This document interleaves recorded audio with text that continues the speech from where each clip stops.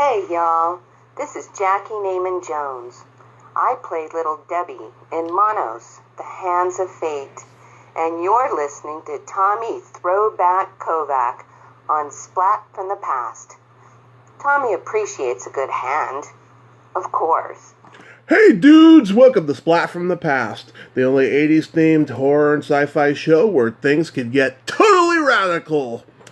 Now today, I am just so excited because it is the 60th anniversary of that classic MGM horror sci-fi film, Village of the Damned, and I will be interviewing one of the little demon children with the blonde hair and the lights surging through the eyes, Lesley Scoble.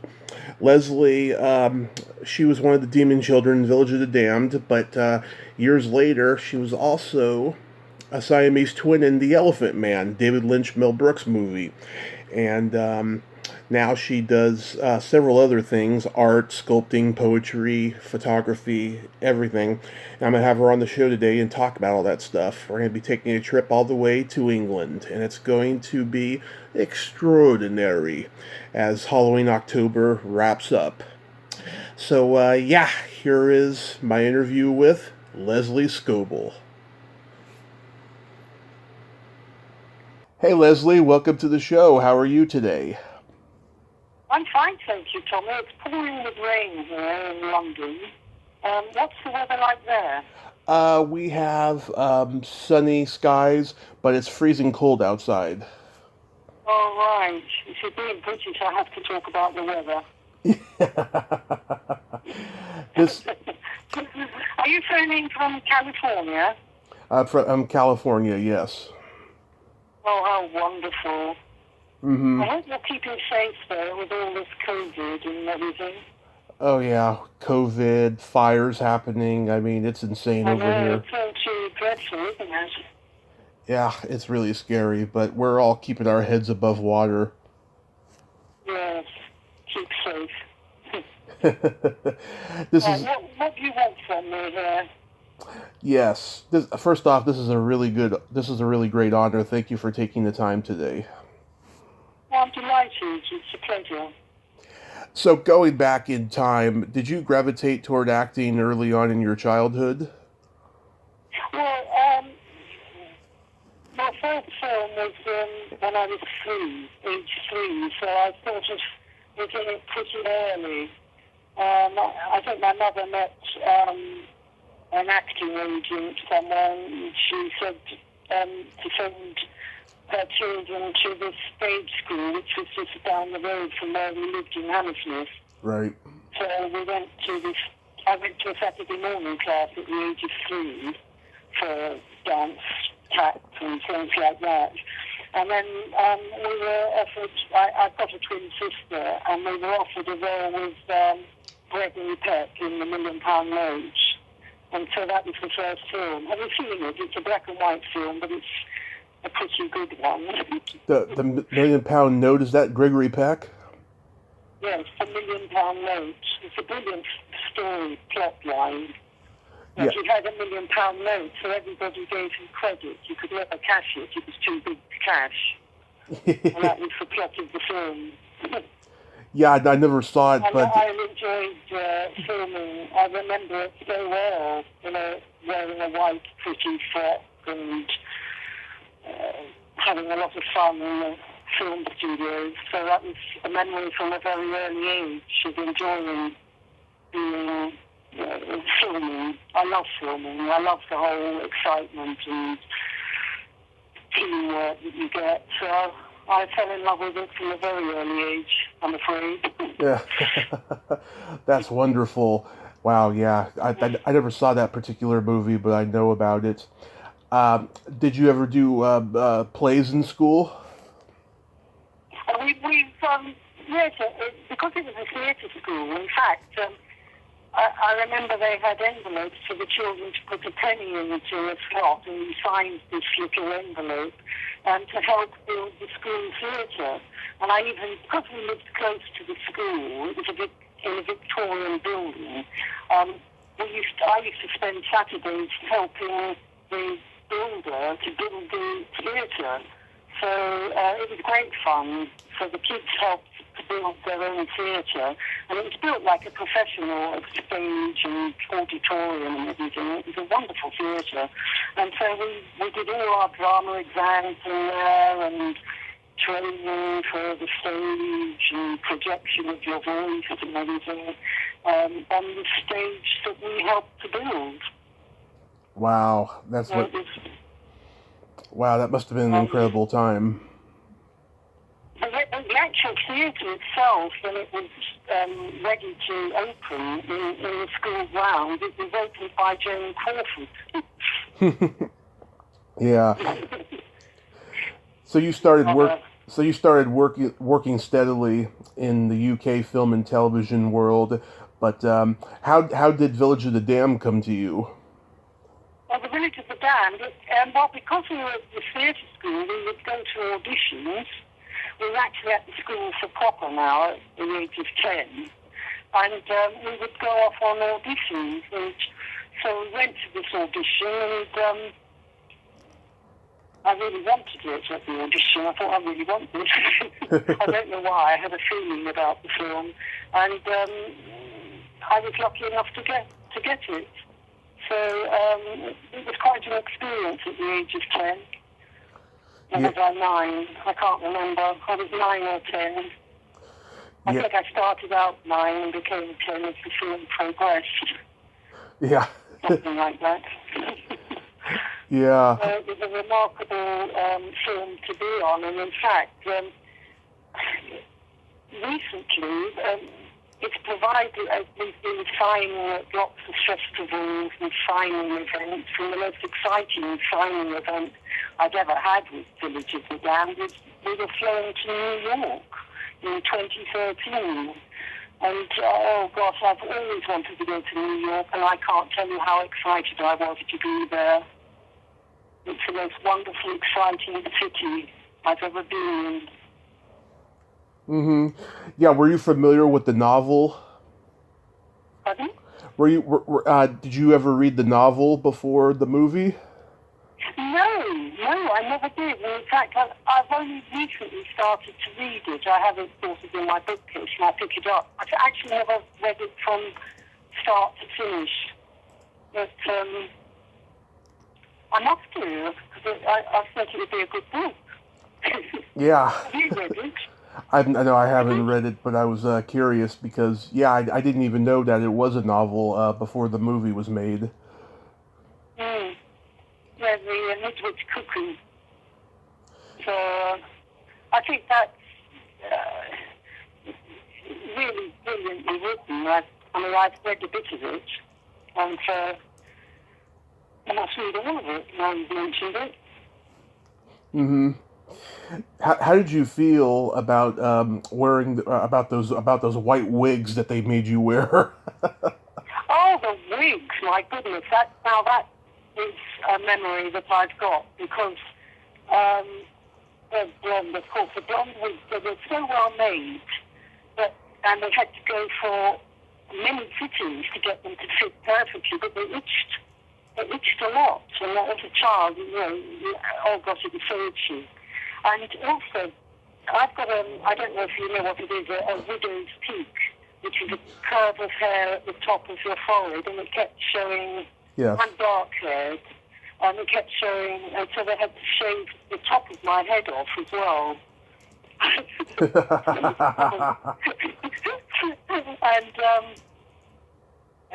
we were actually, I could have bought them at the end of the filming. I found out that they were selling, I could have bought the wig for £30, but at the time that was a lot of money, and my parents wouldn't buy it, which is a shame. I think there might be a bit of a market for it now, due to the damned wig, wouldn't there? Yeah. It was made really well, real hair and made to fit, so we had many fittings for it. I remember having to go for these fittings. That was long before hair dye. No, it was blonde. They had these blonde hair wigs, and so we had to get to the studio early in the morning to have them fitted on to the makeup department and everything like that goes with filmmaking. So It's really, I remember it very well, even though it's a bit of a while ago now, isn't it? Mm-hmm. It's celebrating the 60th anniversary this year. I can't believe that. I don't know how that's happened. Where's the time? Went by pretty fast, huh? I'm still only 10. I was reading that all of your heads were clamped so you would all stay still together. No, the audition was really quite, there was a lot of auditioning. They said that they wanted children that knew how to be still. But because we were quite disciplined as children in this schooling, or theatrical schooling, and they just auditioned to find children that could be still. So that's what really got us the work, the fact that we could stay still. So I guess it was a plus. It's unnatural for a child, isn't it? Yeah, so I guess it was a plus that you all got where you were all able to stand still like that. Will Thriller was, he was brilliant. Like the way he would coach you and things before the shots, and the atmosphere on set was very, very good. And George Sanders was really, really nice, and Barbara Shelley, and everyone on set. And unfortunately, we still had to do schoolwork, even though we were, apart from the, outside broadcast locations, we had to do schoolwork if we were doing the scenes in the studio. So if we weren't working on the set, we'd have to go into these stupid arithmetic and things like that. So schooling still had to carry on, which is a shame. That's one of the reasons I loved filming as a child. You got away without doing any schooling on the whole. Yeah. That's one of the bonuses. But I think some children like schoolwork, don't they? Yeah. Maybe. Now I'm You sure. like schoolwork? Yeah, Are you an actor, Tommy? A little bit. Yeah, I've done stage work.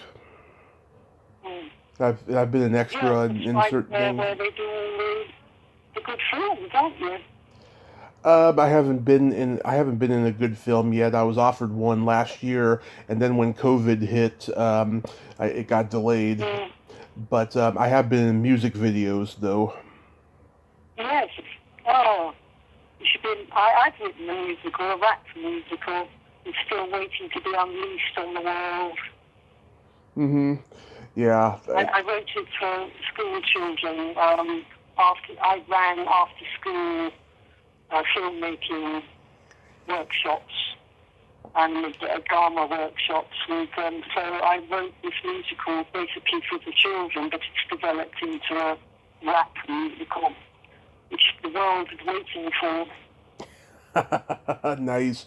Yeah, I think we need another rap musical, actually. I think we need a new rap musical. Yes, we do. There's one waiting here. It's called Rapscallion. It's actually had performances in London, in schools and in front of in the presence of the Lord Mayor, who said it must go on somewhere. So it's actually had an outing, tentative outing in schools, but I want it to hit the professional stage. It's not easy to get something on the professional stage, is it? No, I don't think any project is. Yeah. Now, I'm sure you get this question a lot, but how did they make those lights come out of your eyes?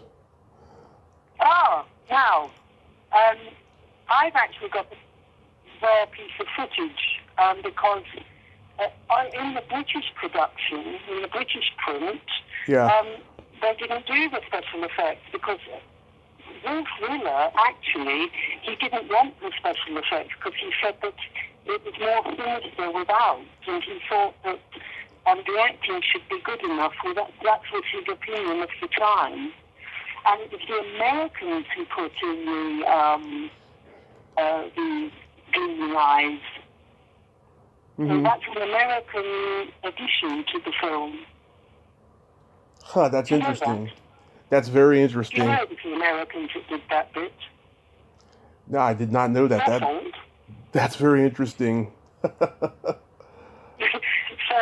the British film didn't have that. It was just, because Wolf Willis said that he chose brown-eyed children so it would look strange enough with the blonde wig. He thought that was strange enough. He didn't think it needed the special effects. Huh. Well, that's interesting, isn't it?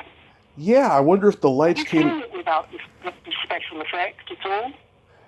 Yeah, I wonder if the lights came out of their eyes in the book. I should really read it now. Yes, I'm going to read it now. You've got me interested. Yeah. In fact, yes, Wolf Wheeler didn't want that special effect. Because we met him before he died at one of the signing events at Letchworth where we did the filming. It was so weird to return back to Letchworth, with the little village where it was actually shot. And I found it really weird because I hadn't been there since I was 10 or 9. I can't remember. I was 9 or 10. And it hadn't changed a bit. The village is exactly the same as it appears in the film. You must come over sometime, go round it.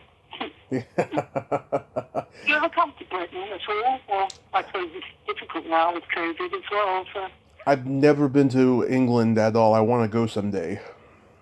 Oh, I've never been to California. My son has, though. He's been to California. Loves it. Oh, why don't you go? Why don't you go visit him? No, he lives here. He's just there working. Oh, I see. California. Oh. And he loves it. So. Yeah. I'd love to visit it because I love New York. I think, well. Oh, I've never been in New York either. I want to go there too someday. Oh, it's wonderful. You must come to Britain. I will. Come to Letchworth and see the old village if you're... Are you a Village of the Damned fan? I'm a huge Village of the Damned fan, yes. That's why I'm talking to you. Got any signed photographs? It was lovely meeting Martin Stevens at the signings. We've become great friends because we hadn't met since we were kids. And they assembled us all for a signing. Barbara Shelley, Martin Stevens, my sister and myself. And we've been like a little happy band meeting up again. Yeah, I was reading that MGM, they wanted American stars like Glenn Ford and Russ Tamblyn in the movie, but Sterling Silliphant, he wanted Ronald Colman, but then they had to get George Sanders.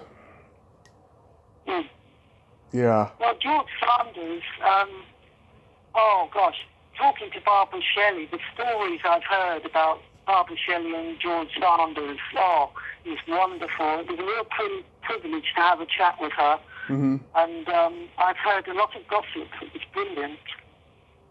Which I'm not going to tell you, of course. I can imagine. But it was thrilling to learn about the gossip. Yeah. I like a bit of gossip. I'm you sure. like a bit of gossip. Yes. Okay, I allow swearing on the podcast, so there was probably a lot of fucking between them. Pardon, what was that? I said there was probably a lot of fucking between them. I say, steady on. I wouldn't quite put it in those terms, but there was some romance, I have to say, yes. Yeah, did you see the sequel, Children of the Damned? No, because I heard that it wasn't very good. Yeah, I haven't. I didn't see it. I actually only just got to see at a signing event in Manchester when they invited us to sign some autographs and photographs. I actually got to see the film because they put it on at the event, and it's the first time I'd seen it. And that's only a couple of years ago, because when it first came out in the cinema, we weren't allowed to go and see it. We were too young. It was an X-rated film, and children weren't allowed to see films like that. Really? Can you imagine? Village of the Damned was X, and only adults could see it. Well, the John Carpenter remake was rated R. What was that? The remake that John Carpenter did was rated R. What's that? Oh, I haven't heard that one. Is that an American rating? It was an American, yes. That was 1995. That was Christopher Reeve's last movie before his accident. Oh, Yeah. no, I don't know that one. No. It's not that good. No, I heard Children of the Damned wasn't very good. Have you seen that? No. No, I just found out about it. I didn't even know that one existed. I'm going to see that one, even though it's probably bad. No, I think there's one that's bad. You can't beat the old classic. Yeah. It's awful to think of that I was in an old classic. It's very hard to call it an old classic. It doesn't seem that long ago, but I suppose it is an old classic, Yeah. isn't it? No. Yeah. Did you know that they made fun of the movie on The Simpsons? Pardon? Did you know What's about The Simpsons? on The Simpsons they did a parody of Village of the Damned for one of their Halloween specials Oh, really? When did they do that? about 20 years ago? Oh, my goodness. No, I missed that. Oh, it's funny. It's really funny. All the kids of Springfield have lights coming out of their eyes. It's pretty funny. Oh, how brilliant. Yeah. Yeah, I didn't see that. And then I don't watch The Simpsons, so it'd be hard for me to see it because I've never watched The Simpsons. Yeah. So an awful admission to make into America, not to have watched The Simpsons. Yeah. Maybe I can find a clip of it on YouTube and send it to you. Oh, I'd love to see that. Oh, that would be brilliant. Thank you. Oh, Yeah, I'd like absolutely. to see that. Yeah. So how many kids from the movie have you? You mentioned before that you've done signings with a couple of them, but are those the only ones left alive of all the kids that were? And Martin Stevens, we're friends now because we met at the signings that we've been to, and I hadn't seen him since I was 9 or 10. Mm-hmm. And it's so lovely to meet up with him, and he lives in Portugal now. Mark Mylan, who was one of the other boys, unfortunately, I loved him. He had the most gorgeous brown eyes and the longest eyelashes, but he passed away a couple of years ago, which is awful. There were very few of us left. Now, June Cowell, Mm-hmm. who played a part in the film, she lives in Palma, Mallorca, and she's the sister of Simon Cowell, who you might know from American Idol. television. Yeah. Simon Cowell, yeah. She's his sister, but she lives in Palma, Mallorca, and I haven't seen her since school days. But she doesn't come to any of the signing events. She's been invited, but has declined to attend to any of them. So it's a shame. I'd love to meet her again because she's an old school friend. But she's still going. My sister's still going. I'm still going. Mm-hmm. Peter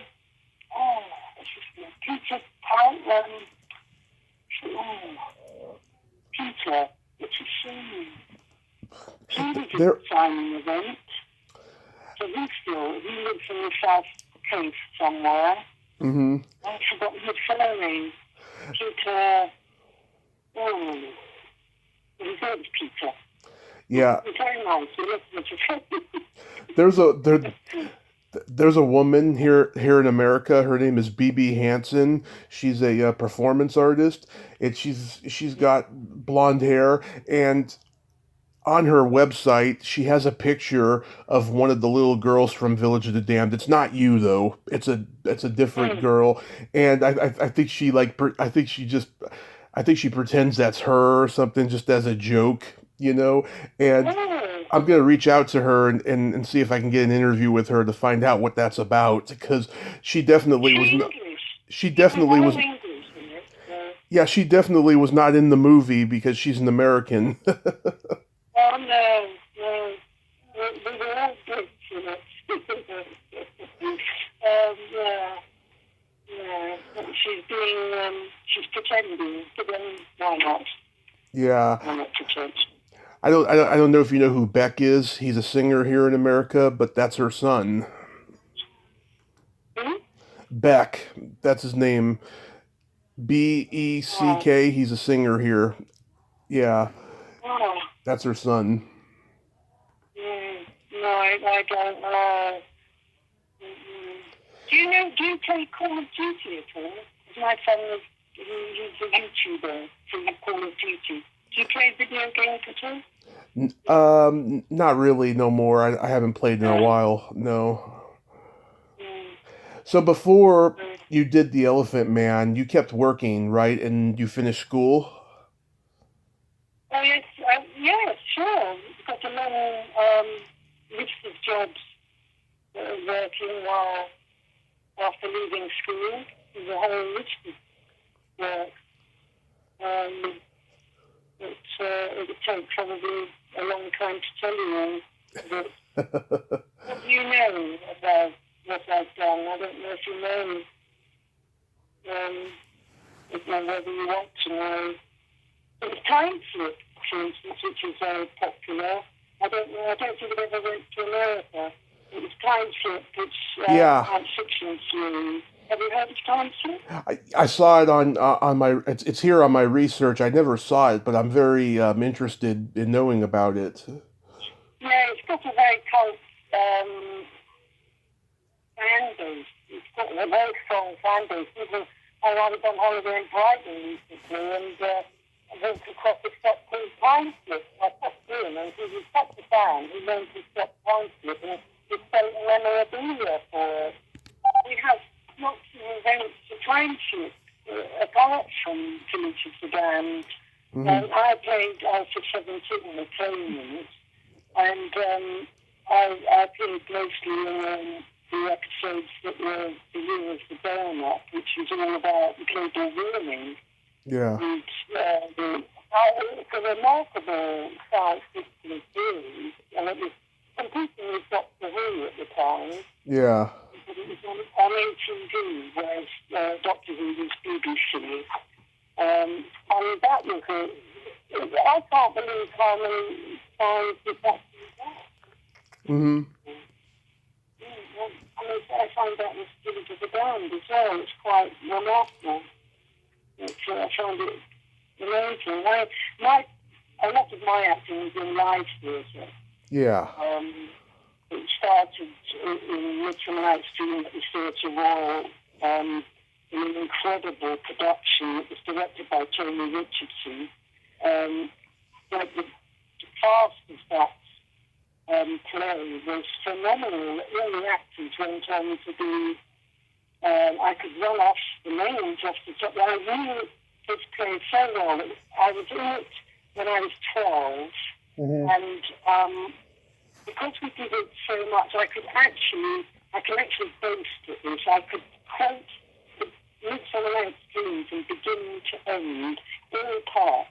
You could invite me to a party and I'd just produce the whole play in all parts. Yeah. But the cast is like it's Colin Redgrave, Lynn Redgrave, Rita Tushin, Samantha Ogar, Ronnie Barker, David Warner, Colin Blakely, James Boland, what a great actor he is, Alfred Lynch, Nicole Williamson, and of course me. I played the part of Peas Blossom in that production, so that was quite a production for me to be amongst so many fine actors. Mm-hmm. It was breathtaking.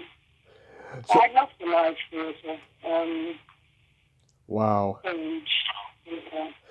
So how does the Elephant Man come to you?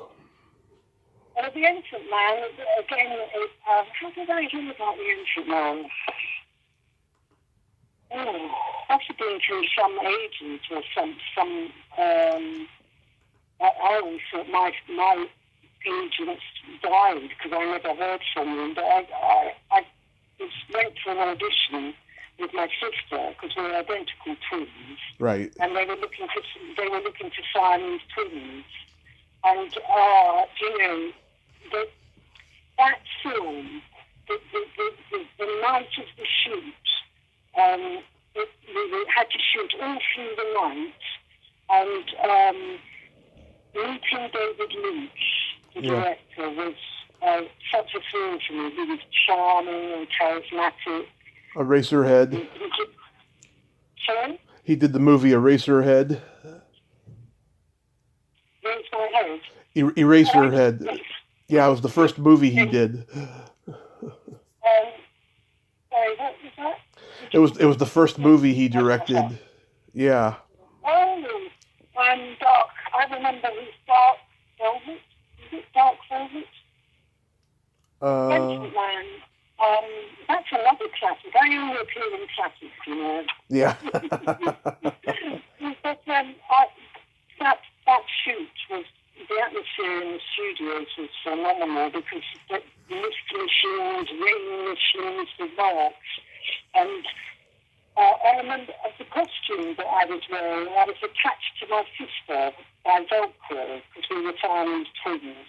And if you attached to my sister for more than half an hour, you had to be somewhere else. And I'd had enough during the, there was a lot of hanging around in filmmaking, and we were hanging around, and I just had enough, and I separated from her, and the sound of the Velcro ripping was so loud that everybody in the studio turned around. It was very embarrassing.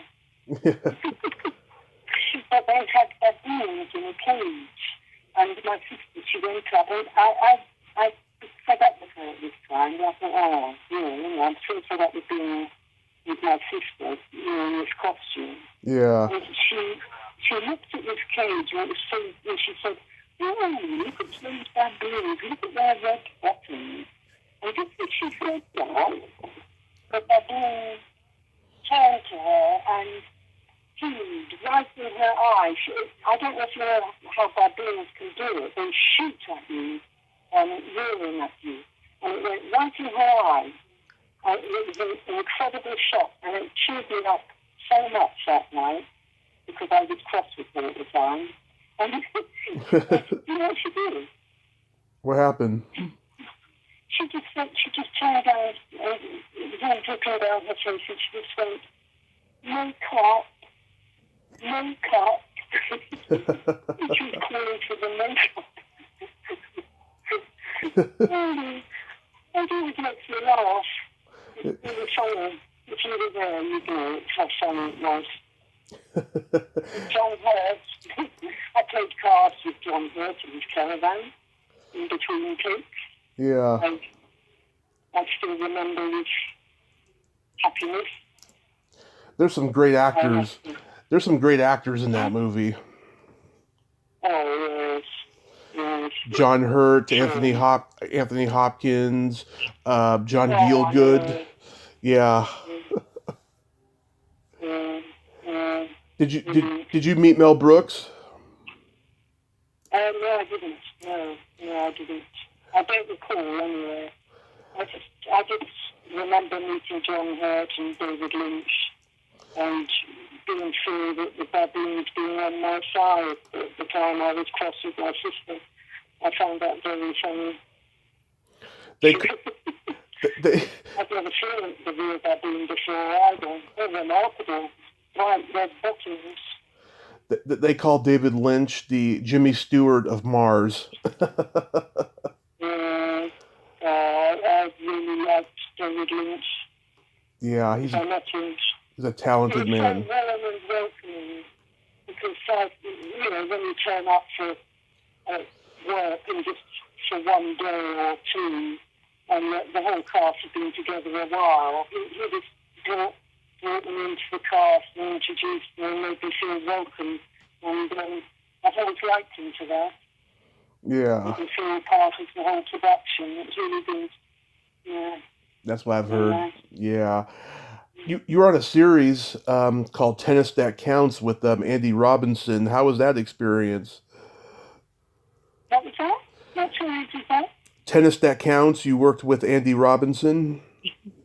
Andy Robinson? Yeah. I'm not sure.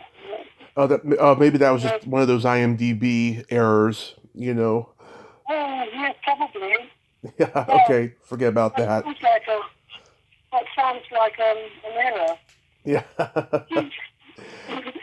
You must send that to me so I can see. I don't recall the name. Okay. Film. So What was the film? yeah, it was just the IMDb credit that it's false. Never mind. So No.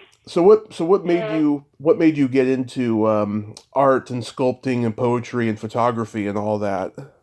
Oh, well, I've always liked painting because, like, when I was 16, I was Hmm. employed as an artist to paint the eyeballs and styles, makeup and skin textures on shop window mannequins. And I loved it because it gave me, it meant I travelled and to Düsseldorf and places just to paint the eyeballs. But it trained my hand. And it was also a job I could do and still act because eventually I became a part-time, so I could paint eyeballs and then do some acting. And art, I painted my first self. I've only painted one self-portrait, and that was when I was 19, and I've only just rediscovered it. It was way back in the back of the cupboard. Yeah. But art's become more important to me of late because of lockdown. You have to do something to keep yourself sane. And I find that although sculpting is a new thing for me, I won an award at the V&A competition inspired by with my first sculpture, which I was absolutely thrilled. And that's encouraged me to do more.